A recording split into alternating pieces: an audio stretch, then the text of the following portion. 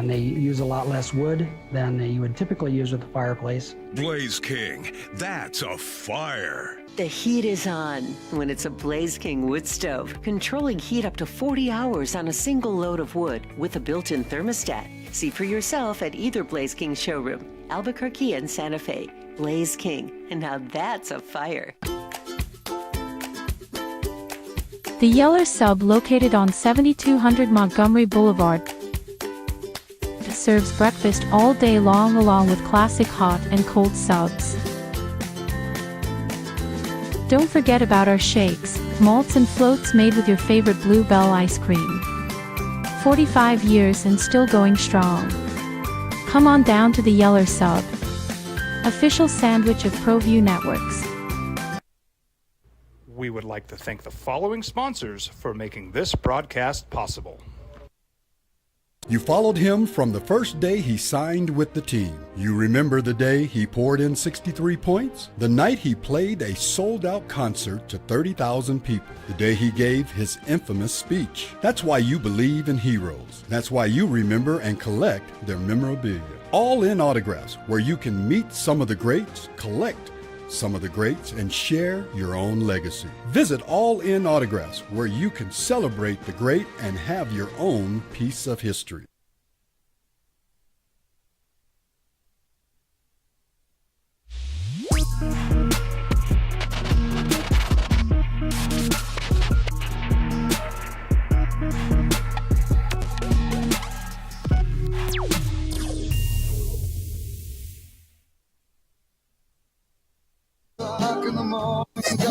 Just lay down.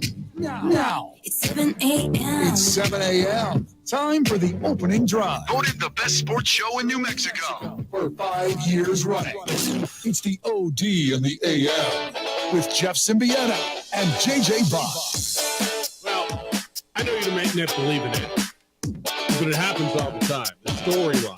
The storyline tends to win. Big, heavy favorite, most talented roster in America. Up against their rival, and they lose to their rival, and everybody wants the coach fired. Coach keeps team together, and they go on a terrific, astounding championship run. And when it's all said and done, Ohio State's the last team standing, and that embattled coach is the guy who gets to lift the trophy. Good morning, boys and girls. Merry Tuesday to you, the morning after a national championship. The morning after another Lobo basketball blowout in the pit. Opening drive, Jeff Symbieta and JJ Buck. How you living? Good morning. What's going on? You all right? You believe in the story? You buying it? I believe in Ohio State's talent. Yeah. I believe that they were the fastest football team in the NCAA. I believe that they have a resolve about them to overcome that loss to Michigan, which they talked about a lot last night after the fact, once they got the job done against Notre Dame. Because Ohio State fans, I think, are still wrestling with the fact you can lose that game and have a successful season, because that's never been the case. Is it still? There's if you watch the Twitter or the X, it almost feels in some respects, and I don't know how it can be, that it's a consolation prize. That some Buckeye fan would rather beat Michigan than win that final game, and I find that to be somewhat absurd. But I'm not intimately involved. I'm not intimately ingrained in that rivalry. And there are some that still are having a problem getting over that Ryan Day lost that game to Michigan. Absolutely. And it's a new era of college football, and it's going to be a new era of that rivalry. It still means a whole heck of a lot for Wolverine fans and Buckeye fans, but this is the first time you can lose that game and your season still end on a high note. And it was Ohio State going in the first ever 12-team CFP, being a dominant football team throughout, handling adversity late. When Notre Dame came back, they were able to make the play after having such a big lead. And here we go. Here we go. And they are the champions. 34-23. Ohio State wins college football's national championship last night. They were up 31-7. Notre Dame came back. You can talk about Marcus Freeman's decision at the end, not at the end, with about 9 minutes to go to kick a field goal that went off the upright. Would it have mattered? No. The only way it would have mattered is potentially if they would have scored a touchdown. But then Jeremiah Smith gets loose on a third down play. Will Howard throws one up and finds the talented young receiver, and you got a champion that resides in Columbus, Ohio. Isaiah's in today producing. What's up? How you living? Living great. It was a great game last night. You think so?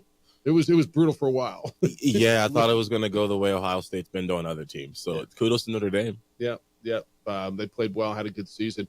JJ's up in Logan, where, I mean, dude, it was 6 degrees when I pulled in here. How cold is it up there?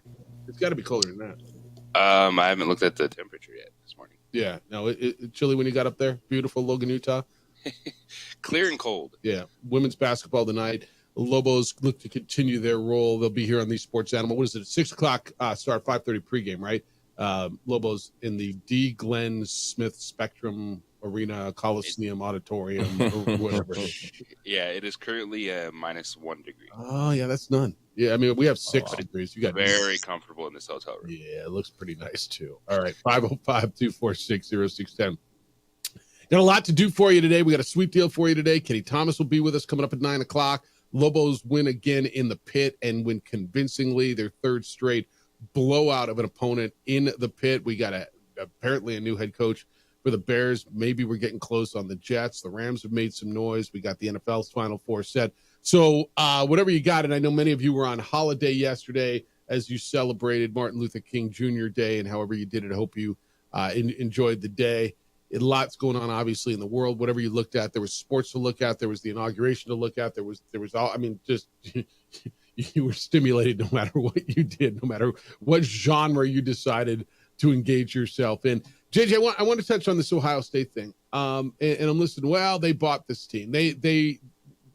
I'm listening to it all. I'm by no means an Ohio State fan.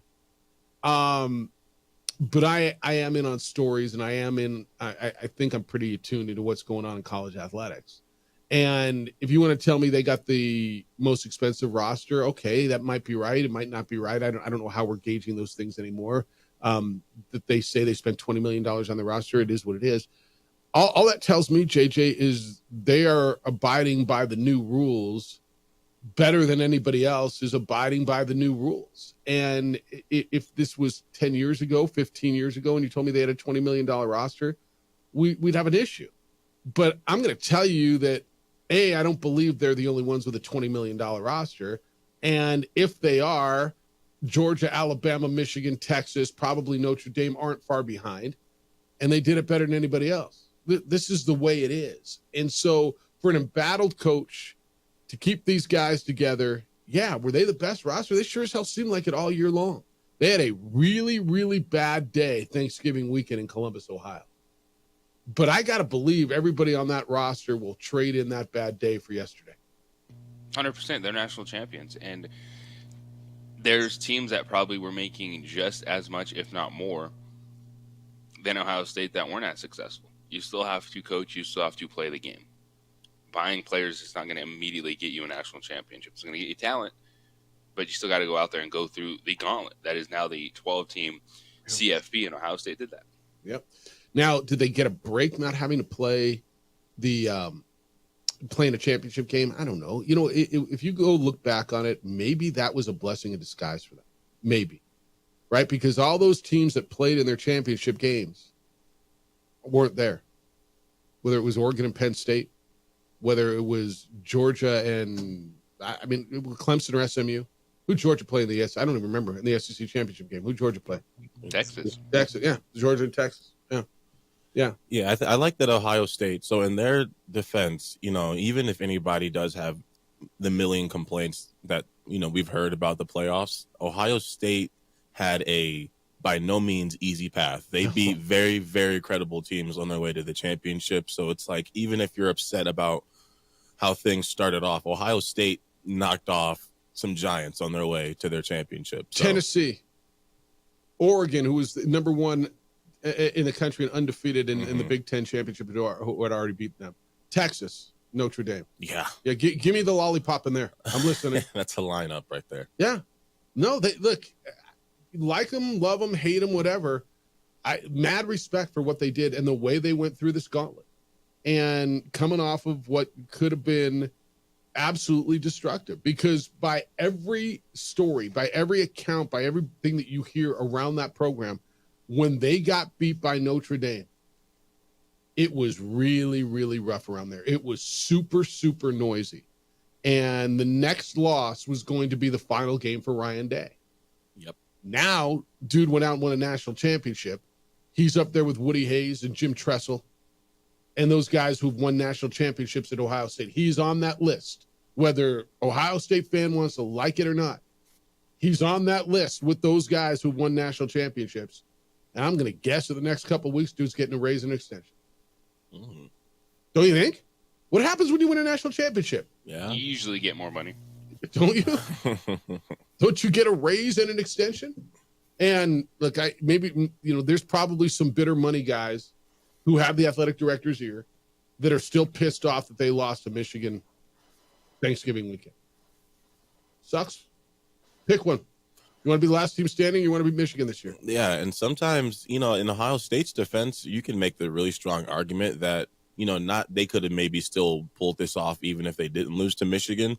But I think when you look at the rest of their season, though, they definitely responded to that the right way. Yeah. It's always nice to get that ugly loss out of the way, especially when you're trying to win the big game. Yeah, the only thing is get that ugly loss out of the way to Northern Illinois. What's the worst loss? Losing to Northern Illinois or losing to your rival when you're double-digit favorites at home? Exactly. I think they're both bad, which is why I think it's sweet to have them both in the championship. The answer is losing to Michigan. I mean, it just is. It just is. Because I'm not telling you it's a good loss to Northern Illinois. and I give Marcus Freeman an unbelievable amount of credit. I think Notre Dame's young head coach is a stud. I love his demeanor. I love the way they rallied out. That was another noisy spot, dude. He came in. This is the first time he's been a head coach. It's at Notre Dame. He loses his first home game to Marshall back when he started. Oh, here we go again. They lost to Northern Illinois. It's over. I remember, JJ, I came in, I said, isn't it kind of weird? As we sit here on this September day or whatever the hell it was, the Northern Illinois had a more clear path to the playoff than Notre Dame at that point, right? They did at that point. And for Marcus Freeman, what was so impressive, too, is Notre Dame's talented, but they're not Ohio State talented. And you saw that especially when the Buckeyes were able to take control of that game. The speed, it was taking everything away. And so he had to keep his team focused, just grinding on both sides of football because they could not do anything to get Will Howard off the field. Like, that dude was money on third down until the second half when they were able to make some plays, got the fumble, made it a one-possession game. And that was really impressive out of all this. When you're down 31-7, Ohio State looks like they're just a different level of football team.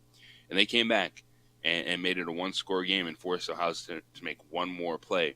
And they did down the sideline. Boy, and did they too. And they went to their stud, who's a freshman, who's, I don't know. I mean, you decide there's some really good receivers in college football, but Jeremiah Smith may be the best and then the latest in a long line of stud. I mean, that's wide receiver you, isn't it? Yeah. Ohio State. I mean, just go back to Joey Galloway. Go back before all that. And then go through the list right now. They are unbelievable. Alabama's got some good ones right now.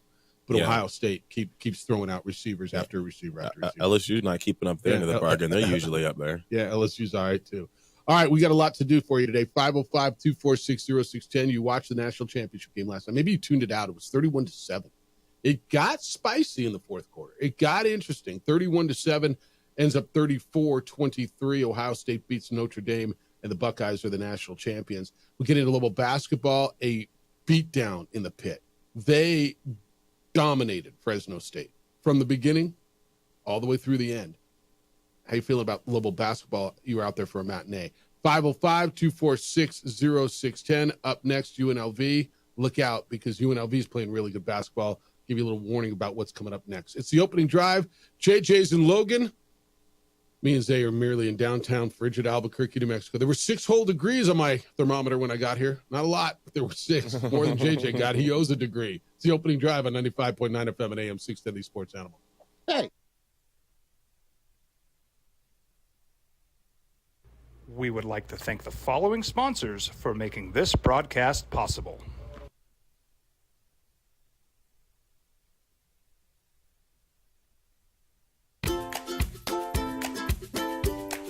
The Yeller Sub, located on 7200 Montgomery Boulevard, serves breakfast all day long along with classic hot and cold subs. Don't forget about our shakes, malts and floats made with your favorite Blue Bell ice cream. 45 years and still going strong. Come on down to the Yeller Sub, official sandwich of ProView Networks. Hi, my name is Ruben and I'm with the New Mexico Educational Assistance Foundation. We are proud sponsors of high school and college sports. Either college or trade, we can help you find the funding you need. Go to nmfafsa.org. That's nmfafsa.org. Well, I'm going to the frontier, walk up to the cashier, order up a root beer and a number one. Cover it with green stuff, one scoop is not enough. Find a booth is real tough, back by the Duke. Meet my family, meet my friends in the quirkiest restaurant I have ever been. All of Albuquerque's favorite spot, it's the Frontier Restaurant. The Frontier Restaurant is a proud supporter of ProView Networks. Hi, my name is Ruben and I'm with the New Mexico Educational Assistance Foundation. We are proud sponsors of high school and college sports. Either college or trade, we can help you find the funding you need. Go to nmfafsa.org. That's nmfafsa.org.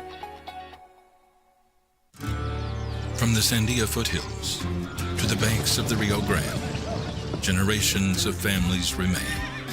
For 5 generations, Gallus Chevrolet has handed down values written in stone, leading the way under sun-filled skies, past the vintage glow of Route 66.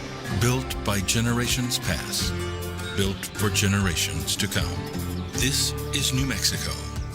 This is Gallus. Don't sacrifice quality and flavor when you're in a hurry. Golden Pride offers ribs, fried chicken, red and green chili breakfast burritos, and Frontier sweet rolls. 4 great locations, or visit us online at goldenprideabq.com.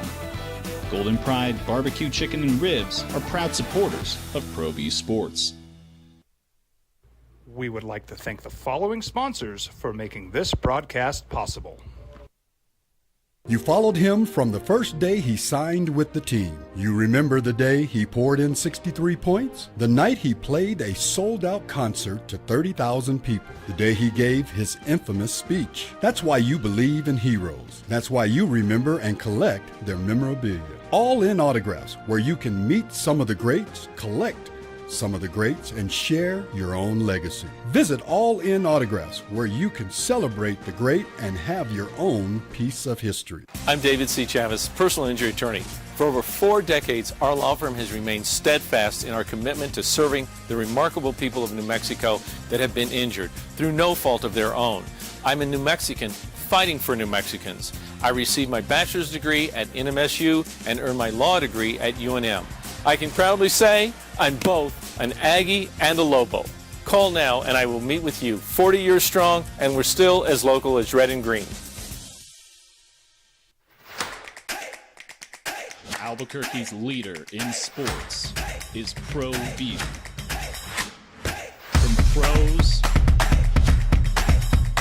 to pro.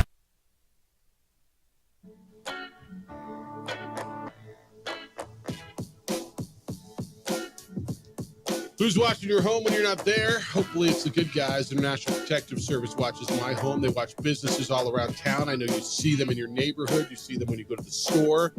It's affordable private security because property crime is a real thing and it's on the rise. I've trusted IPS for years. My neighbors do as well. They've got officers strategically placed all around Albuquerque, now in Santa Fe. They react quickly. They provide standing guards. If you need eyes on your property around the clock, they also install alarms for you, camera systems. And then we got a state-of-the-art facility that monitors those cameras 24/7. It all raises the level of security around your home and business. So who's watching your home when you're not there? Make sure it's the good guys. Can't prevent all the crime, but if you got no protection, you're way more likely to be victimized. 505-897-2420 is the number. 505-897-2420, or online at ipsglobal.com. It's the opening drive. Jeff Symbieta, JJ Buck. Isaiah's in today, producing after a Lobo victory. Were you at the pit yesterday, Zay? Was not, unfortunately. Oh, you were working here. Yes. Yeah, you got your regular gig. You got Yes. 2 men on as your regular gig. That was is. right during Lobo basketball yesterday. JJ, another beatdown at the pit. I will give this team, aside from the San Jose State game, and look, I think when you play this many games and you go through 30-something games and whatever, I will give them this. At least at home, and for the most part on the road, right? They won their first 2 road games handily. They're not playing with their food in conference play. They're going out and beating teams who they are better than. And they jumped up on Fresno State 16-0. They were up 25-4. They end up winning 95-67, 5 guys in double figures. Donovan Dent was spectacular again. I appreciate that their workmanlike effort on a regular basis. The San Jose State game got away from them, and even in that game, they were up double digits 10 minutes in. And it got away from them. But they take care of business, and I think that behooves you as you get later into the season, closer and closer to March. It does. I love the way that they responded going into Friday night and the Monday. It was a weird weekend timing-wise, just from preparation, because you didn't really get a lot of it. You come back Saturday, probably do some film stuff, light work, able to get in and run on Sunday, and then you're right back at it. But that's what you have to deal with these tight schedules in conference play. But the energy was really impressive both nights, swarming defense. And this is a team that it opens everything up when they're able to score at the rim, play transition basketball, and then they look like a different team. And then all of a sudden they're hitting jump shots. They're able to execute on the perimeter because they're playing fast. They're getting good looks on the outside, knocking down shots. And it was an impressive weekend overall from that standpoint, just the energy, jumping on a team, not letting them back in it. Like, you're going to have moments in conference play like San Jose State where you're going to grind and have to find a way to win the game. And the way it looked for them that night wasn't great. They had an opportunity, didn't get a rebound. San Jose State hit a shot. But to see that the ceiling this team has, it is why that building is popping. It is why people have bought into what this year's team can be. They had high expectations, but now you're seeing that this team, legit can be a conference champion and an NCAA tournament team. So, coming out of the Fresno State game, they shot, I want to say, was it 40.9%, if I'm not mistaken, in the Fresno State game. In the 2 games prior to that, JJ, they had shot under 40%. And I think there was a real concern about offensively, what are they or what are they not. Against Fresno State, they shoot 54.5%. which was really good, 7 of 15 for the three-point line. And look, this is not a really good three-point shooting team. But last night, overall, they shoot 48.7%, 13 of 30 from the three-point line. And I don't know if this was, they're just better than Fresno State, which they're just better than Fresno State. Fresno State's 1-7 in conference, 5-14 overall, a new coach, new system, trying to figure it out. Or they got something going offensively, and we'll figure out a little bit more when they take this thing to the road next Saturday. Their next 2 games are on the road. Saturday in Vegas, a team that just won at San Diego State after handing Utah State its first loss. So Vegas is playing really well. And then they go up to Logan and have to play a Utah State team with whom at that point they might be tied for first place, or we'll see. It's a 1-loss team. The Lobos are 2 up on them in the win column right now. But I look around what they're doing. I love when they play inside out. If for some reason they figure things out, and the guy that sits next to me at Lobo games hates when Mustafa Amsil shoots. Like, he gets this nervous twitch, and every time he misses, he just either puts his head in his hand or he stares up at the scoreboard like a coach, right? I mean, it's like, and yesterday he got that same thing, and when he makes it, he still doesn't even want to give it to him. Like, the fans were kind of, and you've been in the pit when they're playing. The Amsil thing is interesting. Last night or yesterday, he started out well, 3 of 4 from three-point land, 6 of 8 from the field total. Look, I don't know if this is a one-off thing or if it's a trend, but last year, JJ, when he figured out his shot, they became way better, and maybe, just maybe, you got what you're waiting for with Mustafa. I think even if his three-point shot is not there, we've seen an evolution of his game this season. A willingness to go inside, a willingness to work down low before going outside. And I think more times than not, this is going to be a Lobo team that doesn't look good from the perimeter, which is why it is so important for them, Nelly Jr. Joseph to get touches, for Mustafa to work inside, and then play in transition. And it starts with the effort that they play with defensively. That's going to determine if they can win this conference. Not the three-point shooting is kind of the icing on the cake for this team if they have a decent day. It starts with the defensive intensity of the transition basketball, which leads to scoring at the rim and then opens everything up. And players are going to miss shots. Like sometimes not every shot in a possession is going to be the best shot. Not every shot is going to be wide open. And I think the thing with Mustafa Amzil, you saw it last season in conference play. You've seen it this year. He's a player that I trust. All right, maybe he'll take a couple extra three-point shots because he's a shooter that don't go in, but doesn't always mean it's bad basketball. They're not going to get back to executing it. 5 Lobos in double figures yesterday. 5 of them. It's a really good recipe, man. It's really good. Donovan Dent had 20 points, 9 assists. 15 points from Mustafa Amzil. True Washington starting to score a little bit for you. He had 13 points. 11 points off the bench, Jovan Milicevic.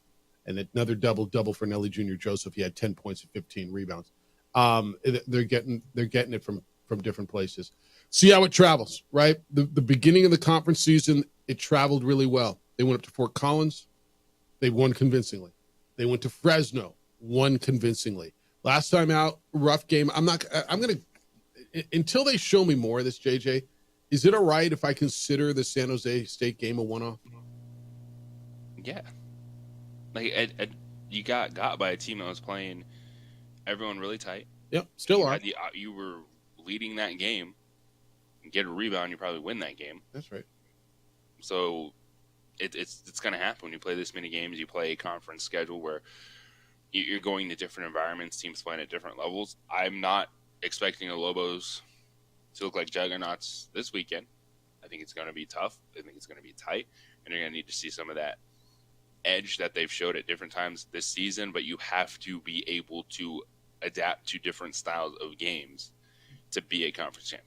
UNLV's up next. Rebels are playing really, really, really well. Not a great non-conference for UNLV, but it feels like they put something together of late. Last couple of times out, Rebels, who are now 5-2 in conference play, 11-7 overall.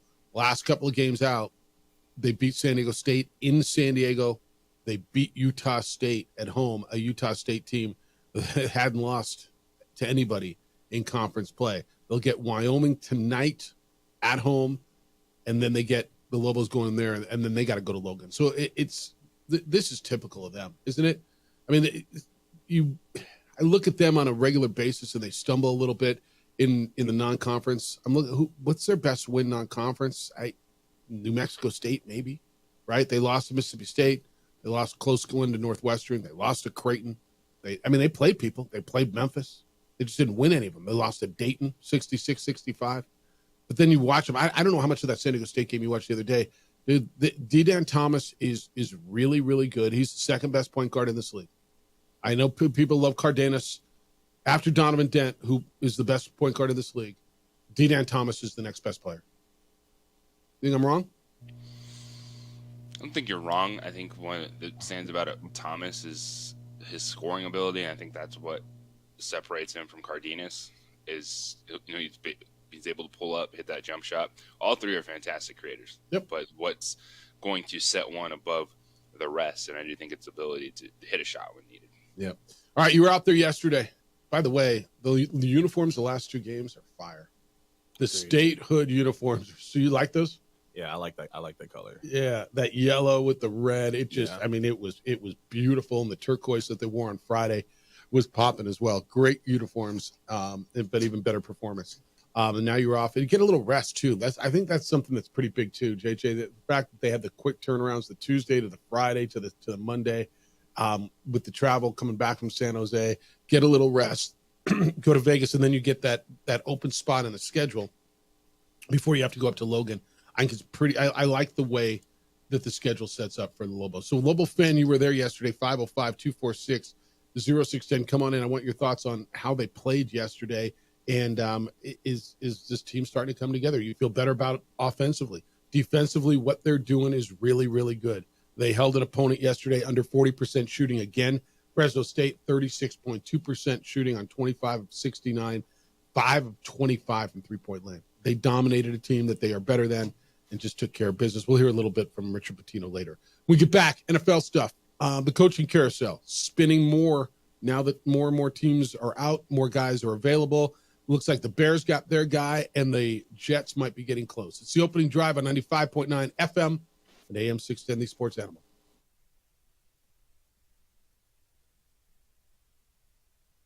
We would like to thank the following sponsors for making this broadcast possible.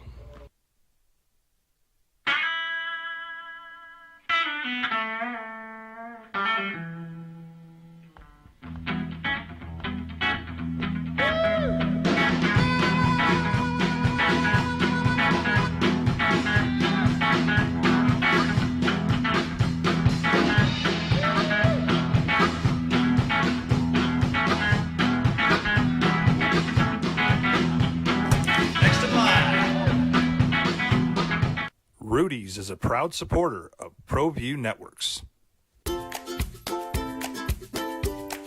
The Yeller Sub, located on 7200 Montgomery Boulevard, serves breakfast all day long along with classic hot and cold subs. Don't forget about our shakes, malts and floats made with your favorite Blue Bell ice cream. 45 years and still going strong. Come on down to the Yeller Sub, official sandwich of ProView Networks.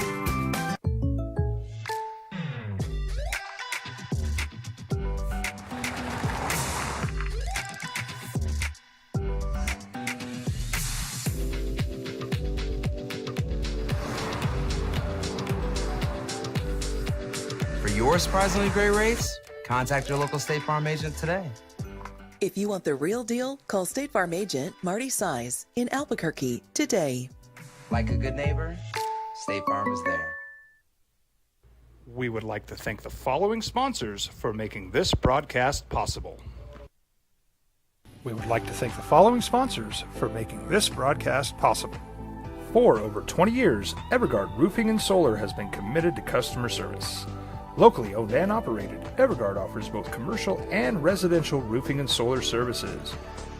For more info, please call 505-821-9543. Evergard Roofing and Solar are proud supporters of ProView Sports Network and New Mexico Youth Athletics.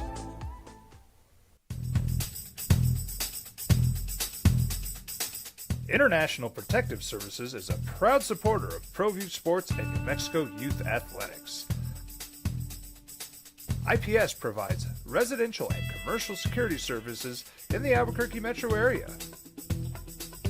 For more info, please call 505-897-2420 or visit internationalprotectiveservice.com. I might not be in the cage as much anymore. Just like riding a bicycle, I can pick up the fight from where I left off.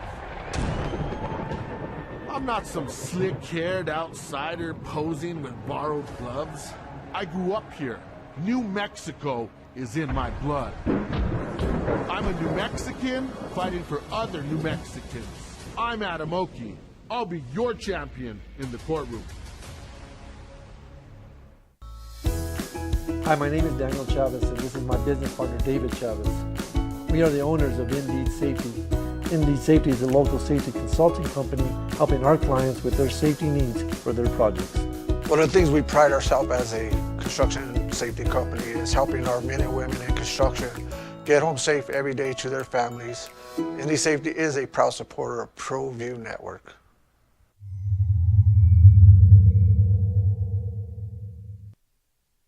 We would like to thank the following sponsors for making this broadcast possible.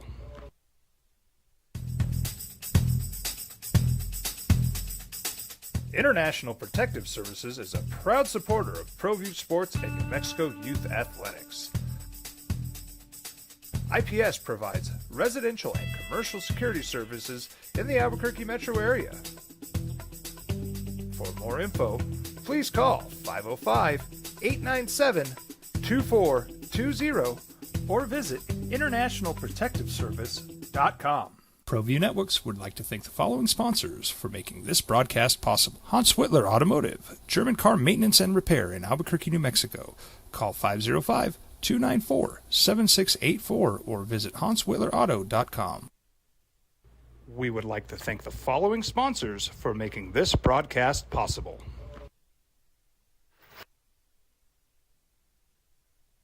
The Sports Animal. Now, your Final Four set in the NFL, as you know. Bills and Chiefs in the AFC, Commandos and Eagles in the NFC. You hear the mayor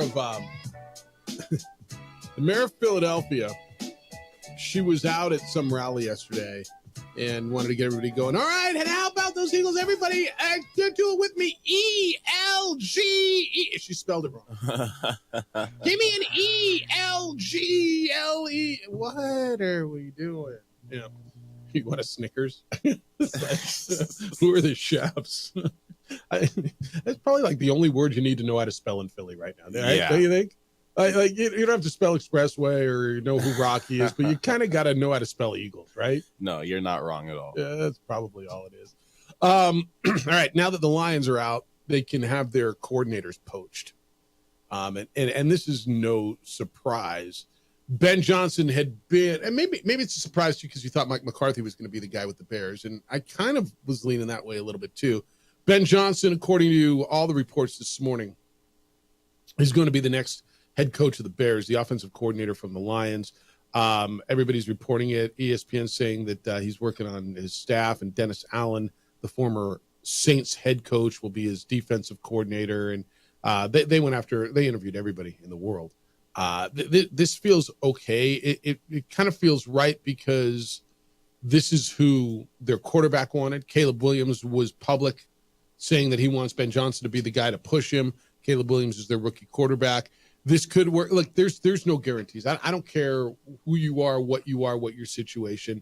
At some point, you got to get your first job. And there were a lot of people who felt this needed to be a veteran guy, whether it was a McCarthy kind of a hire, Vrabel, because just the whole organization. Ben Johnson had tremendous success with the offense with the Detroit Lions. It could work, it might not. I've got a team in a division that everybody else in that division made the playoffs. Yeah, that they have had a recent history of not being good at all. We'll see what kind of overall leader Ben Johnson is. But JJ, your thoughts on Ben Johnson being the guy to go in there? I don't think shocking, and he now got his shot. I think for the Chicago Bears, they were good either way if they wanted an offensive guy, whether you brought in a veteran in Mike McCarthy or going with Ben Johnson, because Ben Johnson knows what you have to do to win in that division. He just played all those teams with the Detroit Lions, and he saw how the Lions built themselves. And it starts up front, and they have to protect Caleb Williams. Like, Caleb Williams will be a better quarterback when he has a better protection and a different play caller. The play action game, the motion, the offense, it was very good for the Lions, but it all started up front. And bringing in Ben Johnson, he knows he has to protect that quarterback. And that's where they're going to start, whether it's in free agency, just try to bring in some veteran players on the offensive line, very similar to what Washington did in the offseason. They added a lot of veterans to the team, where initially people were going, why are you signing these guys? What's this going to do? You have to find some stability, and that starts up front. For Chicago, Ben Johnson knows that, because that's why Jared Goff was so good. Goff is a good quarterback, but they had an elite run game and elite offensive line that allowed him to play downfield. And Ben Johnson is going to work to bring that to Chicago. Zay, what do you think? So I'm looking at it from the Caleb Williams perspective, and this is why I think it's a good match, because even when you look back into college, Caleb Williams, he likes being creative. He likes taking risk. He likes making that throw that most quarterbacks shouldn't try to make. And then Ben Johnson, when it comes to his play calling and his creativity, he also likes going outside the box and doing new things. And even just, we still hard to wrap our head around the running back throwing a deep ball in the playoff game, and that's a risk that, it didn't work. So it looks like a bad call, but if it worked, it would have been a genius call. But I think him and Caleb are definitely going to have some creative things up their sleeve, and both of them like thinking outside the box. So I imagine that I think Caleb Williams will have an improvement next year. Yeah, I think so too. I think, first of all, naturally, I think he was going to have an improvement. Sure. I just think now, sometimes we see a sophomore slump. We see what happened with C.J. Stroud, maybe came back to earth a little bit in his second year. I'm good with it. And I'm good with it, assuming that he surrounds himself with a staff that is really, really good. And it seems like he's doing that. It's a guy like Dennis Allen, who's been a head coach. JJ, I go back to that story, first-time coaches, offensive coaches who sometimes, and I'm not saying this is going to be the case, that I told you about Skip Holtz and Lou Holtz. The story Skip Holtz told me when he became the head coach at South Florida. I think it was at South Florida. It might have been. It was East Carolina. And Lou Holtz's dad, the Hall of Fame coach, the Notre Dame coach, Skip was telling me a story about how they had a game and I think they won 52-48, something along those lines. And his dad, he says, I remember I'm sitting in my office and I'm on the phone with my dad. It's 10:30 at night. I'm watching tape and my dad says, so how was the game? Oh, it was good. The quarterback threw for, 400 yards and 3, touchdowns and my running back and all this. And my dad said, get out of your chair and walk outside of your office. So what the hell are you talking about? We just had a great game and he says, get out of your chair and walk outside your office. He said, all right, finally, I'm outside. Okay, fine. What? He says, now look at your door. What does the nameplate say?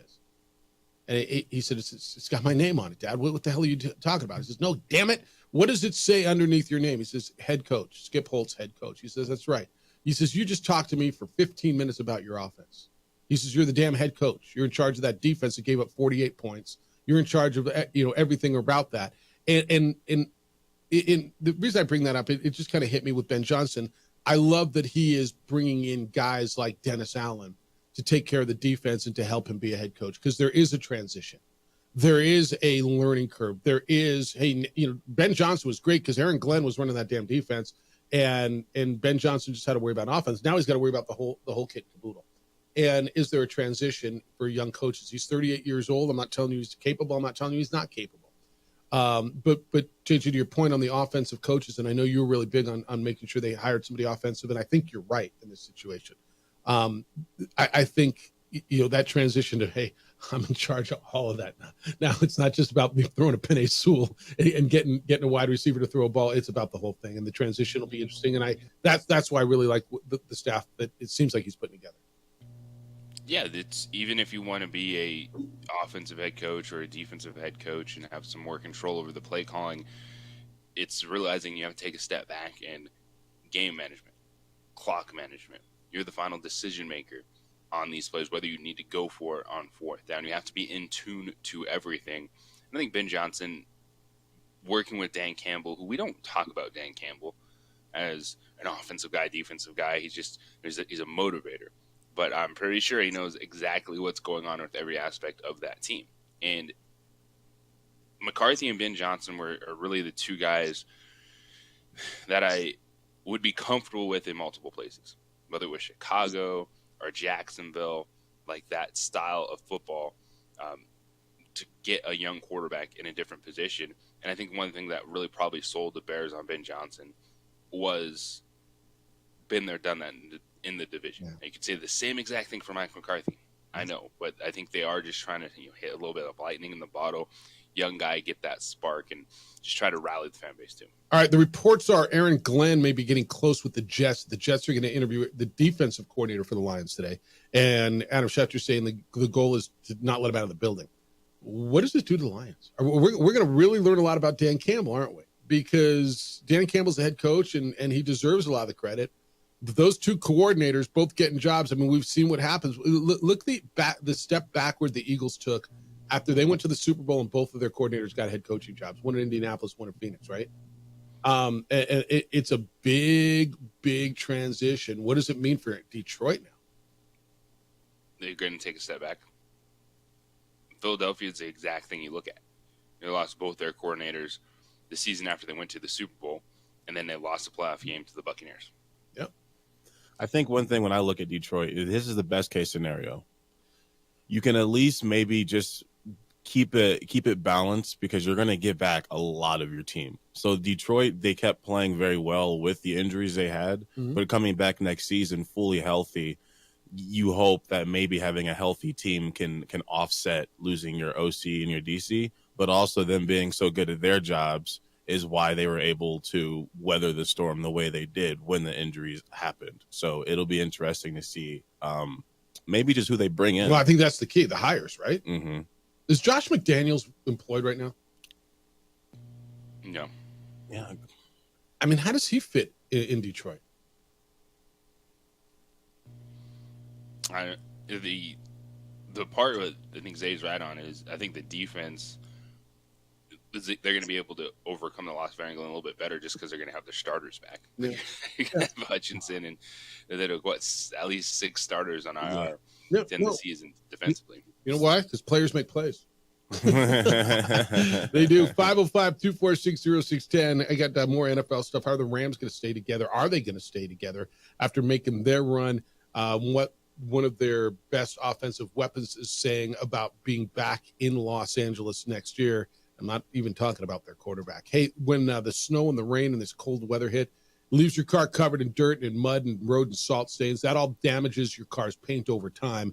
If you would like to not have that damage and prevent that damage, I strongly recommend my friends over at On the Spot Automotive Detailing. On the Spot Automotive Detailing, top-notch treatments. They protect your vehicle from the harsh weather. Plus, you can invest in their paint protection and ceramic coating for an extra layer of defense. Don't wait till it's too late. Call On the Spot Automotive Detailing. Have them come out and take care of it. And while you're at it, detail your vehicle. That's what they do best. That's why they are best in the city.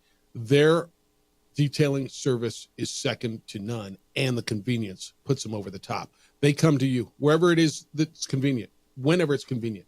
They bring their mobile unit to you in the parking lot, in the driveway. You don't take your vehicle to them. They come to you, and when they're done, your car looks and feels and smells like it's brand new. Get that new car feeling without that new car expense.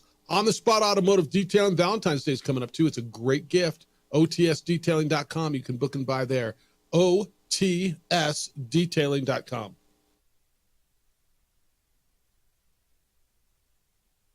We would like to thank the following sponsors for making this broadcast possible.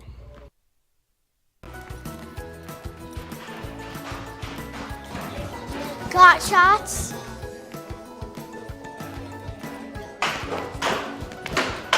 Got shots?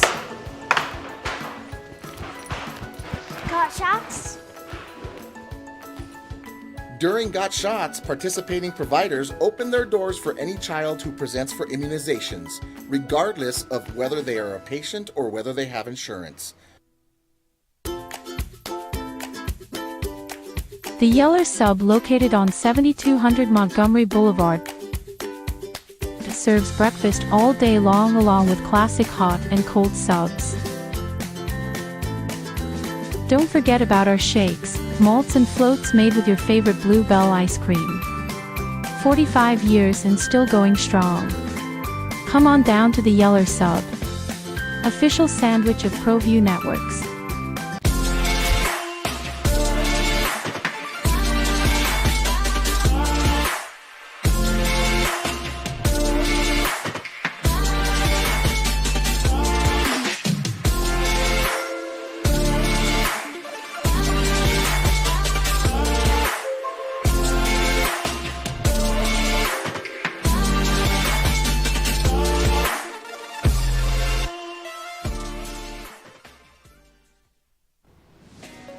Hi, my name is Ruben, and I'm with the New Mexico Educational Assistance Foundation. We are proud sponsors of high school and college sports. Either college or trade, we can help you find the funding you need. Go to nmfafsa.org. That's nmfafsa.org. I'm a Blaze King customer, and I have been for the last 10 years. Blaze King stoves are very efficient, they're easy to maintain, and they use a lot less wood than you would typically use with a fireplace. Blaze King, that's a fire. The heat is on when it's a Blaze King wood stove, controlling heat up to 40 hours on a single load of wood with a built-in thermostat. See for yourself at either Blaze King showroom, Albuquerque and Santa Fe. Blaze King, and now that's a fire. From the Sandia foothills to the banks of the Rio Grande, generations of families remain.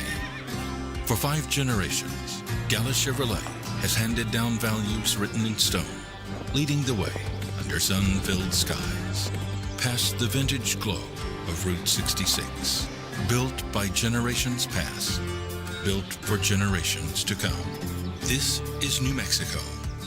This is Gallus. I'm David C. Chavez, personal injury attorney. For over 4 decades, our law firm has remained steadfast in our commitment to serving the remarkable people of New Mexico that have been injured through no fault of their own. I'm a New Mexican fighting for New Mexicans. I received my bachelor's degree at NMSU and earned my law degree at UNM. I can proudly say I'm both an Aggie and a Lobo. Call now and I will meet with you. 40 years strong, and we're still as local as red and green. Well, I'm going to the frontier, walk up to the cashier, order up a root beer and a number 1. Cover it with green stuff, 1 scoop is not enough. Find a booth is real tough, back by the Duke. Meet my family, meet my friends in the quirkiest restaurant I have ever been. All of Albuquerque's favorite spot, it's the Frontier Restaurant. The Frontier Restaurant is a proud supporter of ProView Networks. I'm David C. Chavez, personal injury attorney. Our law firm was founded by my father, Thibaut J. Chavez, with one goal: to get New Mexicans the help they need. That's why we built a different kind of law firm. We focus on family values, dedicated service, and we make a real contribution by giving back to our communities. We can't change what happened to you or your loved ones, but we can help you get back on the road to recovery. We're by your side, and we're still as local as red and green. When I was pulling into the car today, Grady's up in the village in Pecos. Sent me a picture of his thermometer. It says 6 degrees. PFFFT. Is that how you say that? Please, that's downright balmy. It's a little chilly in the village this morning. -7. That's air temperature. Not sure what the wind chill is. All right. Good for you. You win. You win at -7. He ain't got no degrees, man. Like they owe degrees up there. It's crazy. 505-246-0610. Be careful out there. Cover your bald head. Had a beanie on today. Yeah. Yeah. May have to when I go to Logan here in a few weeks, JJ, I may have to take the beanie up there. Probably want to wear a beanie. Yeah, cover my bald head. Hey, I want to circle back, and I'll hit the Rams thing. Caleb Williams will now have his 3rd head coach, and he's played, 16, 17 games? I think he missed one, right? In the National Football League. Caleb Williams was the can't miss, the best quarterback prospect coming out of the draft. Maybe since Trevor Lawrence, certainly since Andrew Luck, right? He was the can't miss, the number 1. It doesn't help that the number 2 guy is in the NFC Championship game and looking better. Now, I'm not ready to I'm not ready to say who's going to have a better career yet, but Jaden Daniels certainly looks better. Bigger pressure on Caleb Williams next year or Ben Johnson to make Caleb Williams into what Caleb Williams is supposed to be? Or both? Ben Johnson. Yeah. Caleb struggled, but he was sacked 68 times. Yeah. And despite that, his numbers were not terrible.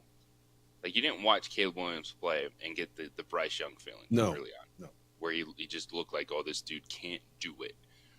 And Bryce Young went through the same thing. You fired a coach in his rookie season. And I think that's when you look at the teams that are, drafting at the top, a big part of it is where you are with your coaching staff. I don't think there wasn't a lot of trust in Eberflus anyway, but as we've discussed, they had the number of picks because of a trade, not because they were correct a bad team. So they talked themselves into, oh, this coaching staff is good enough. Let's bring in Caleb Williams. But it's on a player to get better, yes, but it's on, I think, a system to try to establish something, give that guy a foundation to build from, and you have to give it some time. And this is a league that doesn't like to do that, but Ben Johnson's going to get more time to work with Caleb Williams than Eberflus ever was. And now we'll see how Johnson functions with that front office to get the players needed up front. I think it's a great question for starters. And I think the biggest factor that I think it goes both ways. So it leaves me saying 50-50 because Ben Johnson just showed that he can obviously run an offense at a very, very high level. So that adds a little bit of pressure on his side to try and translate that to Chicago. And then for Caleb, it's like we all just saw Ben Johnson run a great offense. So it adds pressure to you as well to try and maintain it, because it's not like we're going to sit back and say this guy can't call plays or that he doesn't have a good offensive philosophy, because he has a whole 15-2 season to fall back on. So I think that factor, just the line success with Ben Johnson as the OC, it adds pressure to both sides to try to at least have a little bit of a translation. I think there's a lot on Caleb. I do. Caleb's got to get better next year. Now, JJ, your point's not wrong. His numbers weren't bad, and he never looked like he didn't belong. He's got to learn to get rid of the football. Of those 68 sacks, he's got to wear a chunk of them. Now, I didn't go back and look at all 68 and tell you, 14 of them he's got to get out. But there's a chunk of them where he's got to learn to get rid of the football. He's coming from a place at SC where that was his style, dude. That part of what made him so good in college was he was able to dance around and do that Lamar Jackson stuff. And he did it at SC. With all due respect, he's probably not Lamar Jackson, and nobody is. Yeah. It was more Mahomes-like. It was not Lamar Jackson. The dude liked to keep plays alive, but he ain't running like. No, fair enough. Completing, and I say the Lamar Jackson, I think of the touchdown pass that he threw to make it 27-25 the other day, to extend plays, running around, and then throwing them. Right, fair enough. More Mahomes-like. Okay. He ain't that dude in the NFL. He or at least he's not yet. Yeah, maybe yet. At least he's not yet. And so some of it's on him. He's got to get rid of the football because these athletes are different. Is he accurate enough to be that guy? Look, Caleb Williams is going to be a quarterback in the NFL for 10 to 15 years. Okay, he is. Whether he's going to be really, really good, we'll see. I think there's a big onus on him in this offseason to get better. Now, does that mean working with his coach? It does. Look, there's plenty of examples of guys making steps working with coaches. I look at Josh Allen and Sean McDermott, right? And when Daboll was up there, wasn't that right? Wasn't that where Daboll was? Right? And so Brian Daboll, and kind of what they're hoping happens, isn't it? Yeah. I think at some point, he's going to be a guy where whether he's consistently accurate or not, there's going to be a time where he's in a class where there'll be certain plays where only certain people can make that throw with that high of difficulty. And I think he'll work himself into the top 5 category. So you think he's going to be that guy eventually? I think eventually he will be in a top 5 category of difficult throw maker, but I don't know if he'll ever just be consistently accurate always. JJ, you there?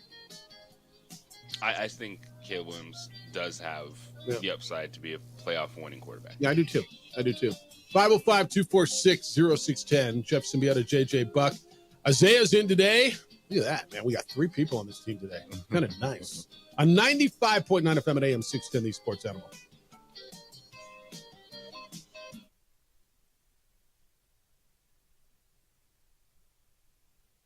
We would like to thank the following sponsors for making this broadcast possible. You followed him from the first day he signed with the team. You remember the day he poured in 63 points? The night he played a sold-out concert to 30,000 people. The day he gave his infamous speech. That's why you believe in heroes. That's why you remember and collect their memorabilia. All in Autographs, where you can meet some of the greats, collect some of the greats, and share your own legacy. Visit All In Autographs, where you can celebrate the great and have your own piece of history. TurboThreads is a proud sponsor of ProView Networks. Almost 30 years of experience means fast service, great prices, and a wide selection of apparel from t-shirts to performance sports shirts, even jackets and hats. They feature low minimums and no setup charges on most orders. TurboThreads is located at 1503 Golf Course Road in Rio Rancho, or find them on Facebook, online at turbothreads.com, or call 999-1234 for TurboThreads. Albuquerque's leader in sports is ProView. From pros to prep,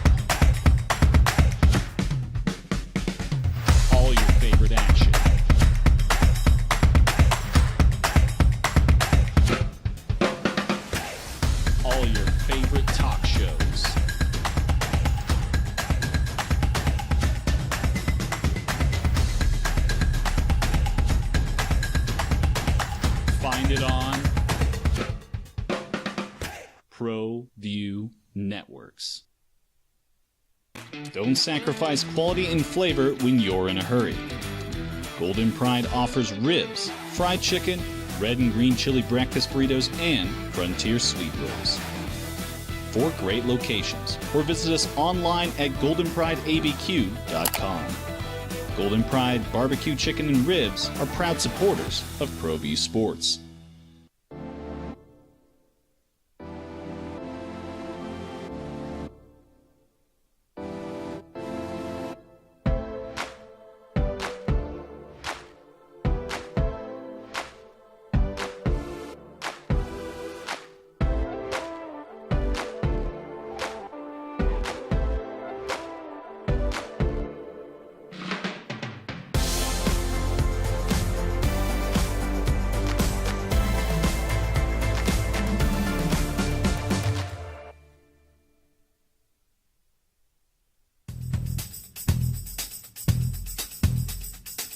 International Protective Services is a proud supporter of ProView Sports and New Mexico Youth Athletics. IPS provides residential and commercial security services in the Albuquerque metro area.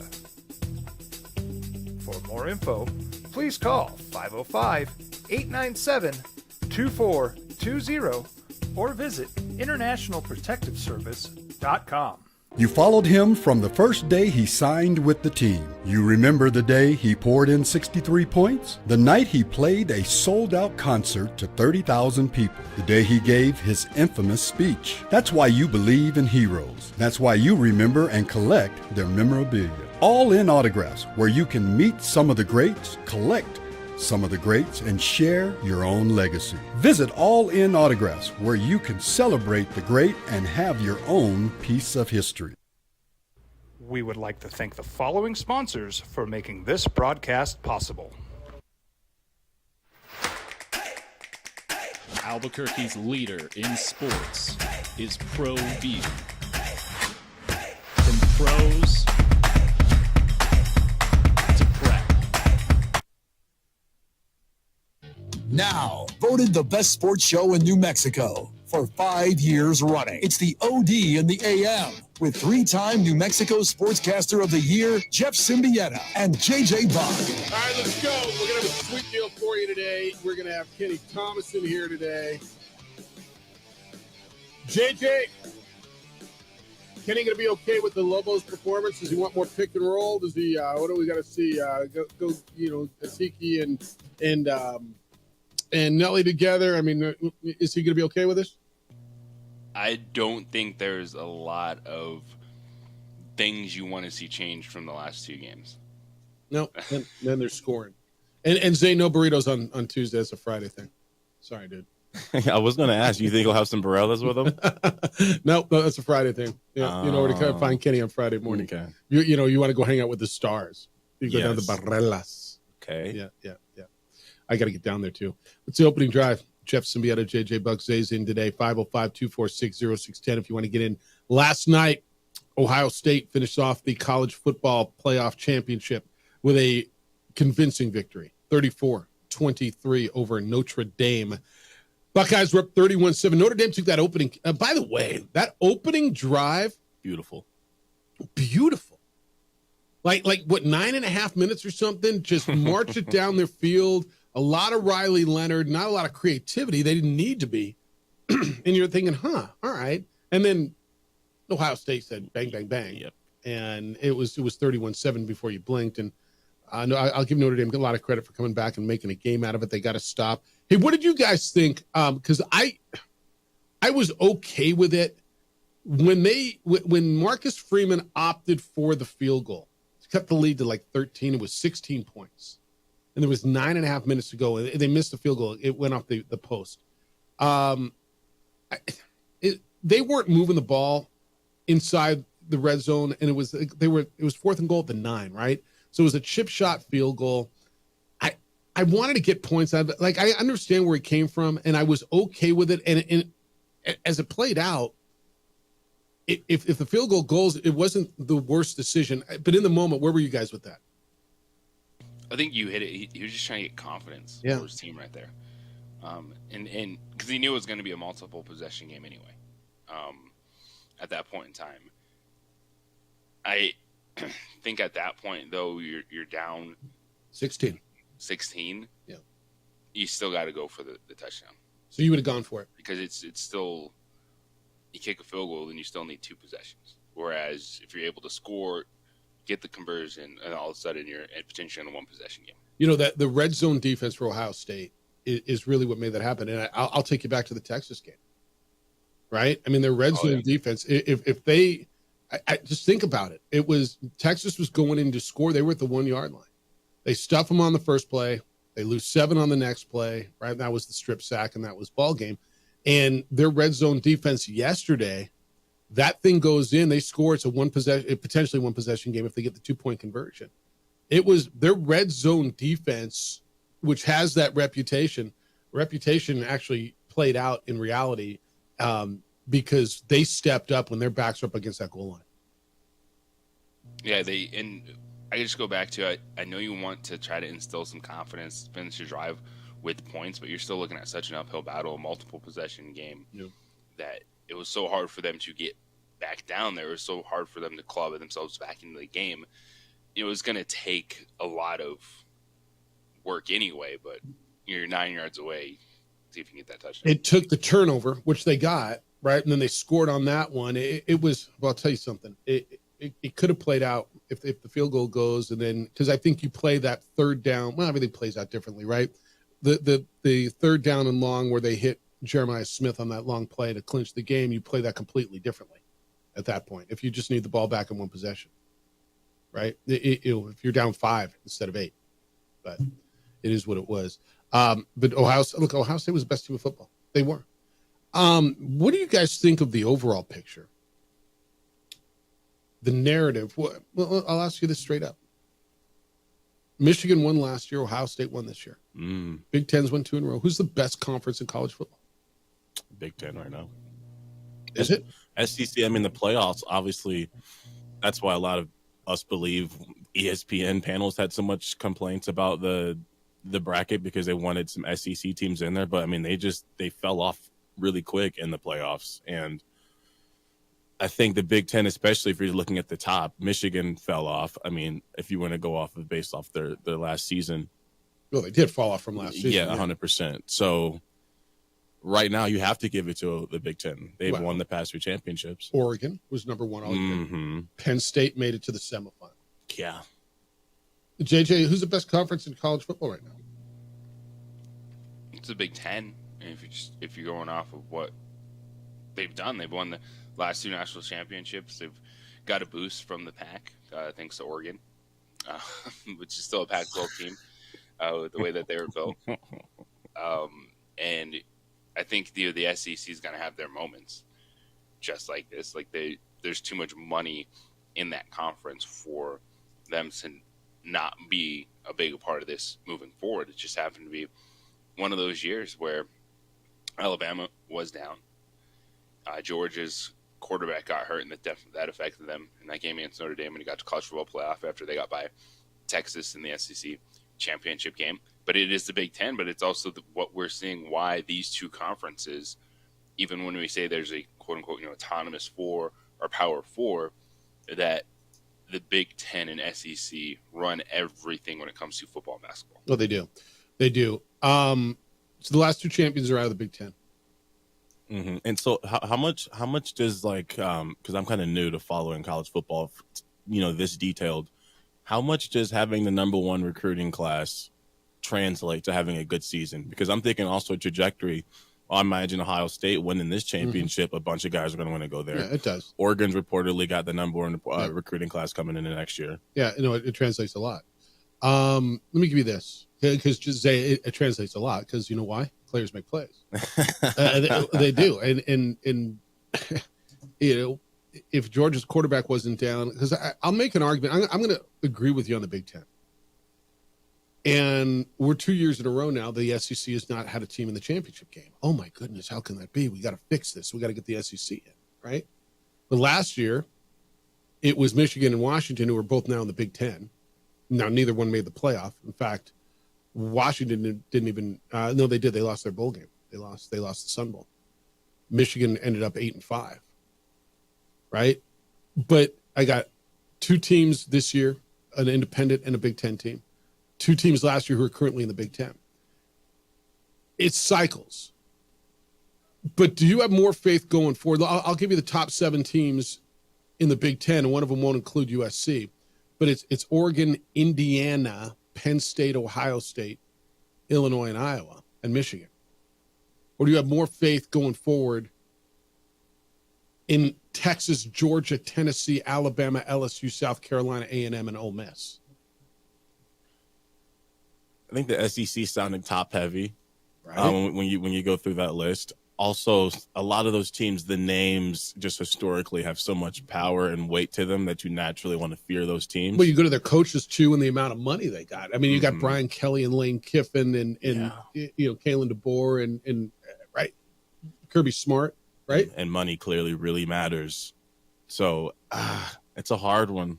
It's a hard one. Yeah, no, and it's okay that it's hard, and I appreciate it being hard. And JJ, I mean, if I ask you next year, and knowing that the portal hasn't finished yet, and we don't know, and Florida State was picked top 5 this year, they ended up 2-10, so we don't know a damn thing anyway.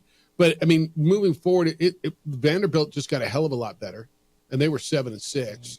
Didn't they sign Diego Pavia to like a 10-year contract? He's got a 10-year contract. Yeah, I didn't even mention Florida or Oklahoma or Auburn, right? I feel like, but by the same token, in the Big Ten, I didn't mention Michigan State, Washington, or USC. I feel like long-term, top to bottom, the SEC may be stronger. However, I don't know that it matters top to bottom anymore. It really kind of only matters top at this point, doesn't it? Yeah, top 5, top 4. Yeah, and just try to get 2 or 3 teams in the college football playoff every single year. And I think there's going to be some rotation like we saw. The Big Ten's going to have their spurt. The SEC is going to come back. I think what it does show is none of these other conferences, the ACC, the Big 12, are going to do what the Big Ten and SEC can do. Just based on the amount of teams in the conference, the money that is filtering into these conferences, the investments that are already there. Like to see, a Clemson and SMU get in, I was like, wow, okay, that's going to be, I think, the max for those other conferences, trying to figure out how to get multiple teams into the CFP. Yeah, I say one thing, though. If I had to pick any team to be the most fearful of, it seems like Georgia always finds a way to be a very, very good football team that can hang with the best of them. So does Alabama, right? Yeah, I would pick Georgia over all those SEC teams if I had to bank on one that I would bet would be in a national championship game moving forward. See, this is where it's really hard to bet against the SEC, because Kirby Smart and Georgia are going to be there every year. Every year with new dogs. With all due respect, so is Texas. Exactly. And Sark. And so is Alabama. And Tennessee has established that. And we haven't said LSU or Texas A&M or Ole Miss yet. LSU can't stay down for long. It's just not natural. Well, do you trust Brian Kelly? I don't, and that's where I was going. No, honestly, that's where I was going. Alabama ain't. You keep telling me Alabama all you want. Nick Saban ain't there anymore. No, he ain't. But they're still Alabama until they have a really bad year. They just lost. Didn't they just lose a bowl game to Michigan? Yeah, they did. They got blown out by Michigan in the bowl game. They were 9-2 before the bowl. We're talking like Michigan won 2 games this year. Michigan won 8 games. Michigan was 8-5. But they beat Ohio State. That's such a terrible year. Like, what do you mean? I mean, Michigan was down. They were down coming off a championship year, and they were 8-5. I guess I don't understand. The way we were referring to Michigan in the Ohio State conversation, was like they lost to a 1-win football team in Michigan. No, I understand, because they were double-digit dogs. Yeah, I'm saying I think Alabama has more questions because of the coach. Like to think that they can be right back and be a championship. More questions than who? Than Michigan, I think or Alabama, than else? Michigan, like these schools. Yeah, it's different now when you don't have Harbaugh and Saban. You trust Sharon more than you trust Kalen DeBoer? I'm leaning DeBoer, but You know what I'm trusting?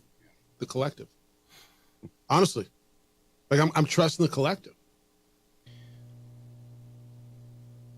Yeah, but you still have to coach those dudes. Yeah, I agree. And that's why I'm telling you, places like Ole Miss are going to be there because I trust Lane Kiffin. Mm-hmm. That's why I'm telling you, I think, to your point on Kirby Smart, and look, I think Tennessee's guy, not Heupel. Is it Heupel? I can't get it off the top of my But head. what they're doing down there, I trust them a lot. Yes. Josh. It's Josh Heupel. Yep. Yeah. And it's going to be really interesting. Boy, Billy Napier seemed like he figured it out in Florida this year. But by the same token, I mean, do you trust – I trust Dan Lanning at Oregon. Do you trust Lincoln Kennedy at USC to get better? Are they going to be good? They haven't been championship good in a while. Yeah, USC's been down for a little bit. Do you trust Jed Fish at Washington to get that thing turned around? Yes, I'm a Washington homer. Kind of do, right? Mm-hmm. Yeah, it's going to be interesting. And I don't know that it matters top to bottom. I mean, yeah, Purdue's going to be bad. Mississippi State might be bad, but it matters what's going to be at the top. All right, 505-246-0610. We'll have a sweet deal for you coming up here in a little bit. Kenny Thomas going to be in at 9 o'clock. We'll kick it with Kenny and talk a little basketball coming up, that big win yesterday. Hey, John Thomas Jewelers is running a deal, and a deal that you need to know about. It's going through now through Valentine's Day. They're going to match your purchase with a pair of study rings, diamond studs. So if you buy an engagement ring or a necklace or whatever it is, just amazing jewelry at John Thomas Jewelers, between now and Valentine's Day, they will gift you a pair of lab-grown diamond studs absolutely free. $500, they match you with a $500 pair of studs. You buy a $1,000 necklace, they match you with a $1,000 pair of diamond studs. And like, guys, I mean, give her the necklace for Valentine's Day and the studs for Christmas or her birthday. I mean, you got 2 for 1. Beautiful stuff. They are the only 5-star Google-rated full-service jewelry store in town. John Thomas Jewelers. Fastest growing jeweler in New Mexico 3 straight years.